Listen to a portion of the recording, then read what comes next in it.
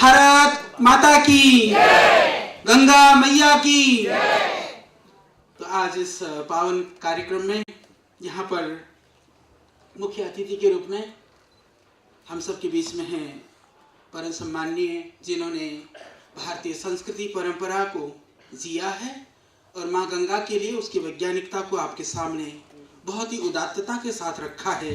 ऐसे हमारे माननीय श्री डॉक्टर कृष्ण गोपाल जी, सरकारी व राष्ट्रीय स्वयंसेवक संघ, और आज इस कार्यक्रम की प्रेरणा और जिन्होंने बहुत ही आत्मीयता से, प्यार से, क्योंकि हमारे प्रति जब वो बोलने लगती है तो मुझे संकोच होता है, जिनके प्रति मैं बहुत सम्मान करता हूँ इस रूप में, क्योंकि मैंने उनके आध्यात्मिक स्वरूप को जाना है। ऐसे हमारे सम्माननीय दीदी उमाश्री भारती जी। और इस कार्यक्रम में आज जिन्होंने उत्तराखंड के विकास के लिए बहुत सारे स्वप्न देखे, उसके संदर्भ में जड़ी बूटी प्रदेश के रूप में, हर्बल स्टेट के रूप में इस उत्तराखंड को विकसित करना चाहते थे। ऐसे यशस्वी पूर्व मुख्यमंत्री डॉक्टर रमेश पोखरियाल निशंक जी हमारे बीच में हैं। और आज इस कार्यक्रम में हमारे माननीय जंगली जी, श्री जगत सिंह जंगली जी, क्योंकि जंगली और जड़ी बूटी तो एक ही बात है, तो जड़ी बूटी से हमें प्यार है, तो इसलिए जंगली जी से हम वैसे ही प्रेम करते हैं। तो ऐसे वृक्षों के प्रति, हमारे जड़ी बूटियों के प्रति जिनकी निष्ठा है, माननीय जंगली जी और भाई श्री जेपी डवराल जी, जो चिपको अभियान के फाउंडेशन के अध्यक्ष हैं। सबसे बड़ी बात, इन्होंने एक बात कही वो मुझे बहुत अच्छी लगी कि अंग्रेजों ने जो एकल वृक्षारोपण जो शुरू कराया, उससे हमारी जैव विविधता बहुत खत्म हुई है। वो परंपरा अभी तक भी चल रही है हमारे देश में। यूकेलिप्टस लगाना है तो सब जगह लगा दो, पॉपुलर लगाना है तो सब जगह लगा दो, यदि चीड़ लगाना है तो सब जगह चीड़ लगा दो। इससे बहुत बहुत व्यापक इसका दुष्प्रभाव है। तो ऐसे डवराल जी और हम सब के बहुत ही प्रिय भाई आशीष जी, क्योंकि उनका तप, उनका पुरुषार्थ बहुत ही अनवरत रूप से लगे रहते हैं। उनके सहयोगी संजय जी भी यहाँ पर हैं, और मंच पर हमारे उत्तराखंड के बीजेपी के अध्यक्ष, हमारे बहुत ही प्रिय, क्योंकि मैं तो आपको वर्षों से इस रूप में जानता हूँ, भाई तीरथ जी को मेरे रोगी के रूप में मुझसे परिचित रहे, और अब तो बहुत दिन से परिचय नहीं हुआ, मंच पर हैं।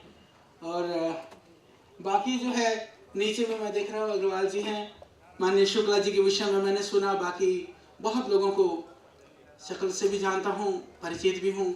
और मुझे ये तो पक्का है कि आप एक एक व्यक्ति नहीं, यहाँ पर बैठे हुए जितने भी हैं सब एक एक अपने आप में एक संस्था है। तो मैं आप सबको नमन करता हूँ, वंदन करता हूँ।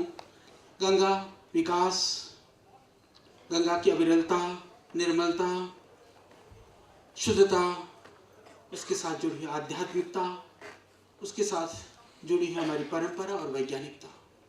ये विविध क्षेत्र हैं, विविध उसके ऐसे शब्द हैं जिनके द्वारा हम गंगा को सर्वांगीण रूप से समझने का प्रयास करते हैं। इसमें जो छोटी सी बात जो मुझे लगती है कि गंगा की हानि कहाँ से शुरू हुई, ये एक तो ये समझने की बात है जो कृष्ण गोपाल जी ने बात कही।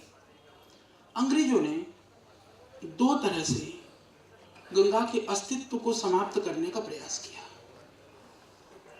एक था जो सीवरेज वाली बात कही, उनका बहुत बड़ा एक षड्यंत्र था। शहर का विकास, जैसे काशी नगरी की आपने बात की, वो पहले से भी विकास था, पर हमने वो परंपरा, जहाँ तक ऐतिहासिक रूप से मैं बहुत नहीं जानता हूँ, पर मुझे लगता है कि अंग्रेजों ने गंगा में सीवरेज डालने की शुरुआत वहाँ से हुई। दूसरी बात, अंग्रेजों ने, जैसे आपने अभी डवराल जी कह रहे थे कि जब अंग्रेज भारत में आए उनको टिम्बर की जरूरत थी। अंग्रेजों ने क्या किया कि टिम्बर पैदा करने के लिए जो एकल वृक्ष की, जैसे हमने बात की कि चलो चीड़ के पेड़ लगाओ, तो उससे क्या हुआ कि क्या जहां अभी आज चीड़ के जंगल खड़े दिखाई देते हैं, वहां पर पहले वृक्ष नहीं थे, वृक्ष थे। वहां पर वृक्ष की विविधता थी, जैव विविधता जिसको बोलते हैं। और FRI यहाँ पर देहरादून में स्थित है, अंग्रेजों ने जो पूरा जो पेड़ पौधों का जो एजुकेशन का सिस्टम है वो जंगल और टिम्बर पर आश्रित किया। ये बहुत बड़ा षड्यंत्र था, इसको हमें समझना होगा। तो जो हमारी जड़ी बूटी को लेकर के, हमारी औषधियों को लेकर के, वनस्पति, क्षूप, विरुद्ध लताएं, ये बहुत विविधता है। वो वृक्ष के नीचे भी पनपती हैं, अलग से भी चीजें फैलती हैं, उनके विषय में उन्होंने बात नहीं की। वो टिम्बर के चक्कर में हमारी जैव विविधता नष्ट हुई, उसका जो प्रभाव है हिमालय क्षेत्र में गंगा के ऊपर बहुत ज्यादा पड़ा है। तो ये दो मूल कारण मुझे समझ में आते हैं गंगा को बचाने के लिए। फिर उसके बाद में जो अविरलता है और उसकी निर्मल धारा है, बहुत सारे विषय हम उसके ऊपर चर्चा कर सकते हैं। और ये जड़ी बूटी के संदर्भ में जैसा गंगा की जल की हम पवित्रता की, और उसके अंदर जो है आपने देखा, वैज्ञानिक आप तथ्य सुन रहे थे कि वो कभी नष्ट नहीं होता है, कभी खराब नहीं होता है। मैं एक बात कहना चाहता हूँ, यह मुझे नहीं पता कि उन जड़ी बूटियों से गंगा जी की पवित्रता है या उन गंगा जी की, उस गंगा की पवित्रता से जड़ी बूटियों के अंदर दिव्यता है, पर कहीं ना कहीं ये दो बातें जुड़ी हुई हैं, इसको हमें कभी नहीं भूलना चाहिए। यह बहुत बड़ी बात है और इसको मैं बिल्कुल प्रमाण के साथ दो तीन बातें बहुत संक्षिप्त में, क्योंकि बातें आप इतनी सुन चुके हैं, इतने विद्वान लोग यहाँ बैठे हैं, कुछ पहलू है जो मुझसे जुड़ी हुई बात है, सिर्फ मैं उतनी ही करूँगा, बाकी ज़्यादा ऐसा प्रयास नहीं करूँगा दूसरे क्षेत्र में प्रवेश करूँ। माननीय जायसवाल जी कह रहे थे तो मैं सोच रहा था कि इधर उधर विषय बहुत हैं, पर आज यदि गंगा की बात है तो गंगा से मैं जड़ी बूटियों को जोड़ते थोड़ी सी बात कहना चाहता हूँ। दुनिया में पहली बार यह प्रयास हुआ पतंजलि योगपीठ के नेतृत्व में, इस विश्व के अंदर कितने ऐसे पेड़ पौधे हैं जो जड़ी बूटी के रूप में प्रयोग हो रहे हैं या जड़ी बूटी के रूप में प्रयोग किया जा सकता है।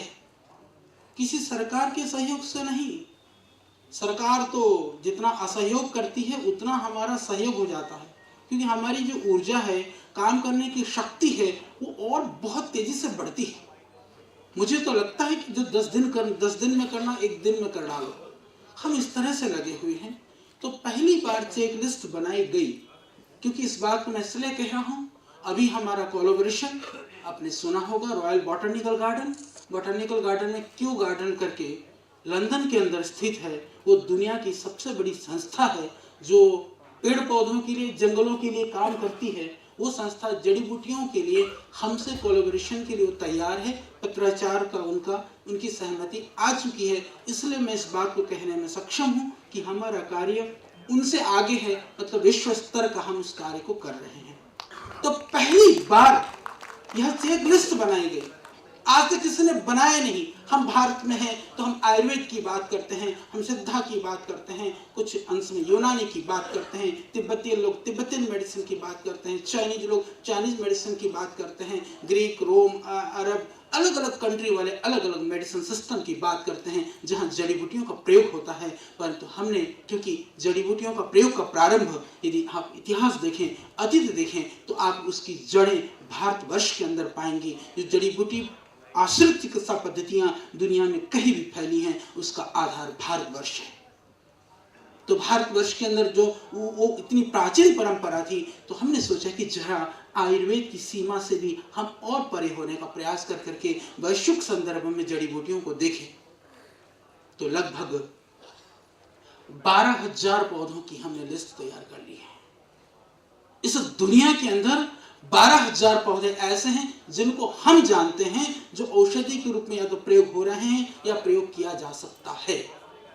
और दूसरी बात, उससे अगली जो बहुत बड़ी बात कहने वाला हूं, उन 12,000 पौधों में 5,000 पौधे ऐसे हैं जो हिमालय क्षेत्र में और गंगा के आसपास में मैदान में यानी भारतवर्ष में प्राप्त होते हैं। ये बहुत बड़ी बात है। जैव विविधता की, औषधीय विज्ञान की इससे बड़ी कोई प्रामाणिक बात नहीं हो सकती है। यदि सारी धरती में 12,000 हैं तो हम 5,000 हैं, तो 5,000 जड़ी बूटियां कम नहीं होती है। भारतवर्ष को छोड़ करके किसी भी देश के अंदर इतनी वनौषधियां, जड़ी बूटियां कहीं पर भी नहीं है। तो इतनी बड़ी बात है, गंगा के आसपास में है, गंगा के किनारे पर है, जैसे माननीय निशंक जी अभी सुना रहे थे, जो सर्जरी की बात, शल्य की बात, इतिहास अतीत है, बहुत कुछ है। मैं कुछ वर्तमान से थोड़ी सी चीज जोड़ देना चाहता हूँ। आज पूरी दुनिया में कैंसर के लिए जब चिकित्सा की बात आती है, जिसको हमारे पहाड़ों में थुनेर बोला जाता है, टैक्सस बकाटा, टैक्सोल निकाल करके उसका इंजेक्शन दिया जाता है कैंसर के लिए। टैक्सस बकाटा का जो जंगल उत्तराखंड में है वो कहीं नहीं है, पर दुर्भाग्य से वो दवाई बनाकर अमेरिका बेचता है। हमारे यहाँ का रॉ मटेरियल चोरी छिपे सारे उत्तराखंड से करोड़ों रुपया के। मैं कहता हूं तुम सिर्फ एक टैक्सस का पेड़ बचा दो, हजारों करोड़ का टर्नओवर और राजस्व हम सिर्फ एक पेड़ से पा सकते हैं। पर कौन ध्यान देगा, कौन उसके लिए सोचेगा? जिनको नहीं पता है वो तो अल्पज्ञ हैं, जिनको पता है वो मद में हैं, इसलिए वो बेहोश हैं, करने वाला कोई दिखता नहीं है। आज यहाँ एक और होता है पौधा, ये आज मैं आपके सामने बता रहा हूं।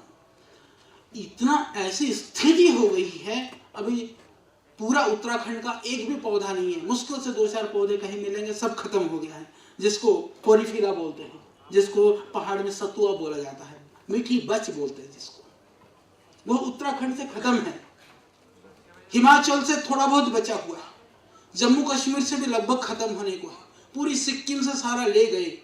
कहाँ जाता है? चाइना जाता है। वो किसके लिए जाता है? ये जो पेरिस पोरीफिला जो है वह कैंसर के लिए प्रयोग होता है, जो यहाँ पर 100-150 रुपए किलो बिकता था, आज 3000 रुपए किलो में भी एक पौधा। मैं अभी पीछे जब केदारनाथ की जो त्रासदी हुई उस क्षेत्र में वो पहले मिलता, एक पौधे के लिए मैं 3 दिन तक भटकता रहा, पर एक पौधा नहीं दिखाई दिया। जो 5-7 साल पहले जब मैं उन क्षेत्र में घूमता था, बहुत सारे पौधे जंगलों में दिखाई देते थे, खत्म हो गए। पहाड़ में आज प्लाइन बात है, जंगल की, हम जमाने की, पानी की, जंगल की, गंगा की, हमारी परंपरा की हम बात करते हैं। सब एक दूसरे से जुड़ी हुई है।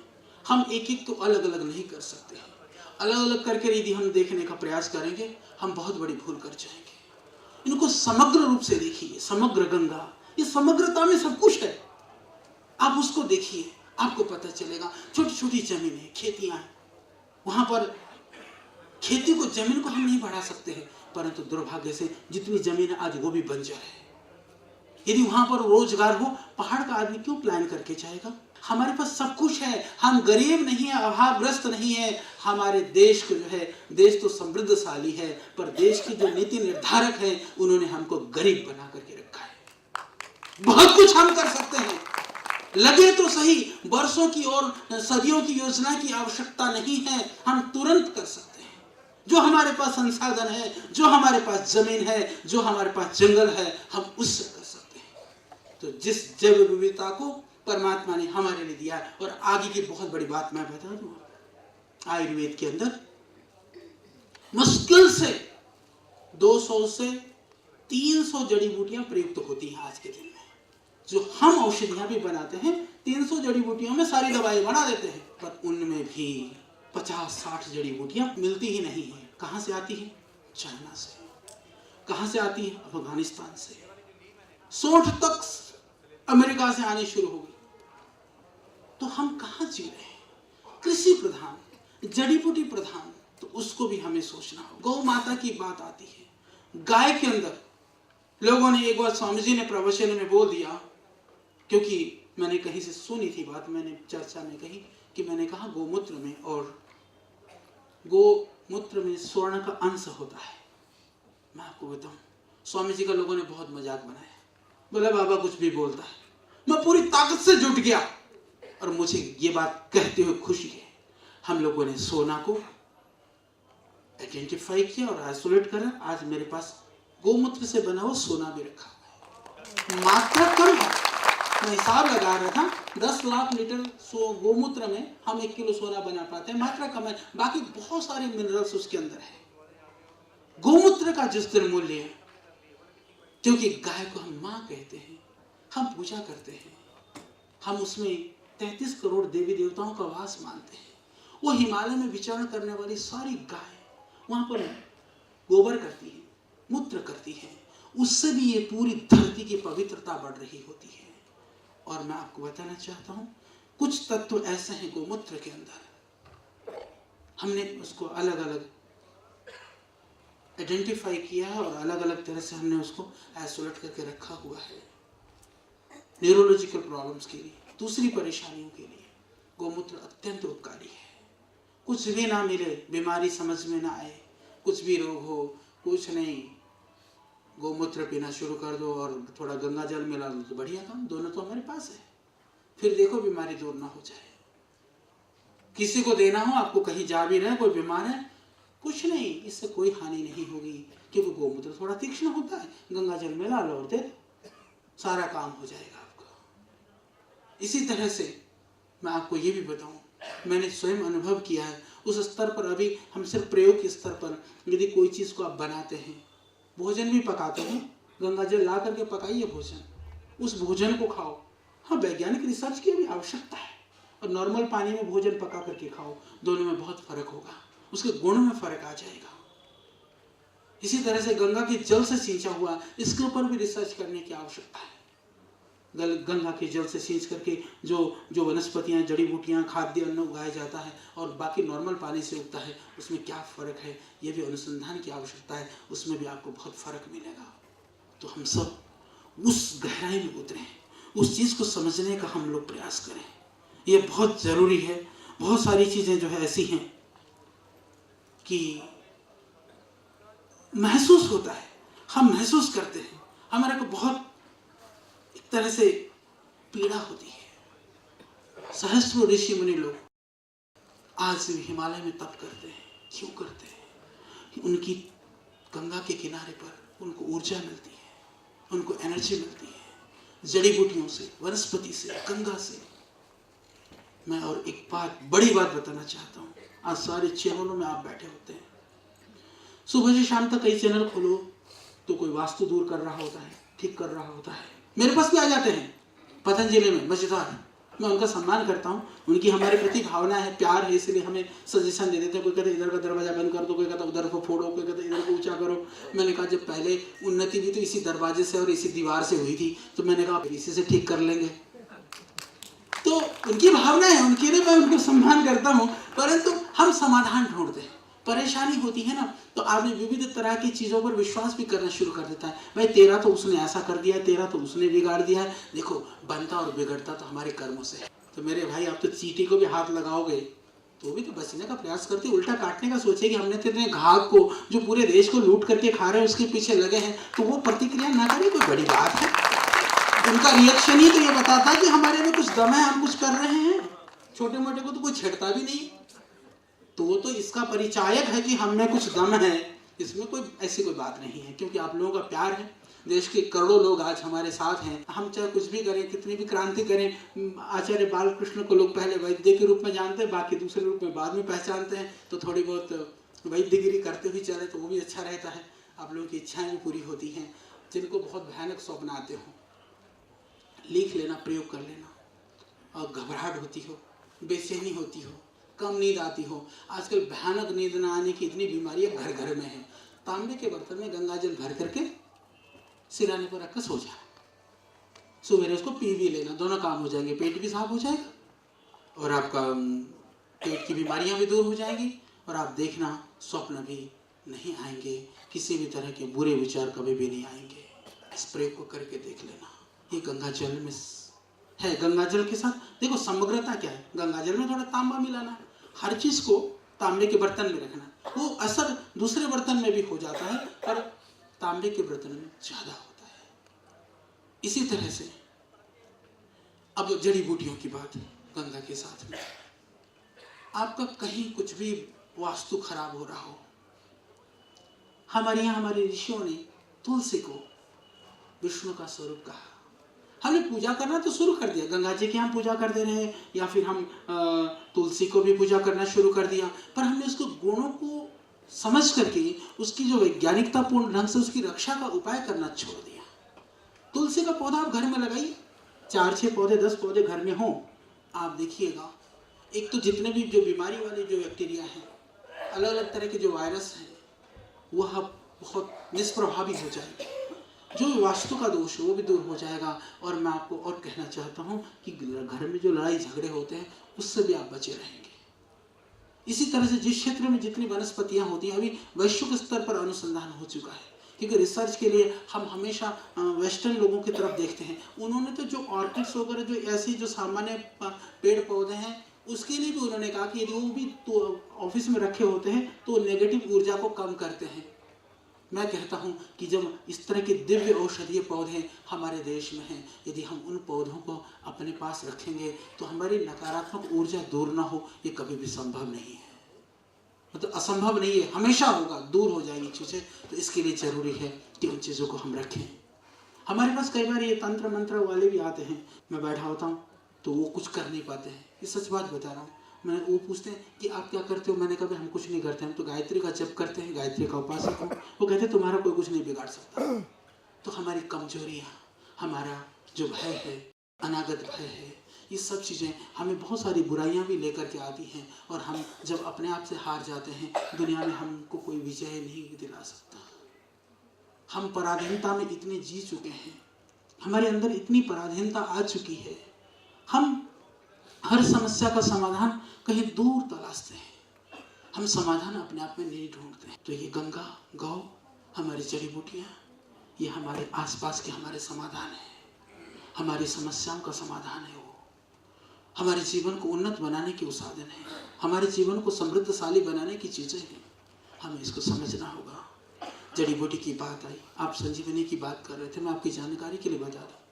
संजीवनी के ऊपर जब मैंने काम शुरू किया तो बहुत कष्ट उठाया, अभी भी काम कर रहा हूँ। संजीवनी के ऊपर काम चल रहा है और संजीवनी के लिए लिखा है रामायण के अंदर। संजीवनी का वर्णन मैं आपको बता दूं, न तो पुराने ग्रंथों में है, न रामायण के अतिरिक्त किसी भी ग्रंथ में नहीं है। कहीं है तो रामायण के रेफरेंस से ही है।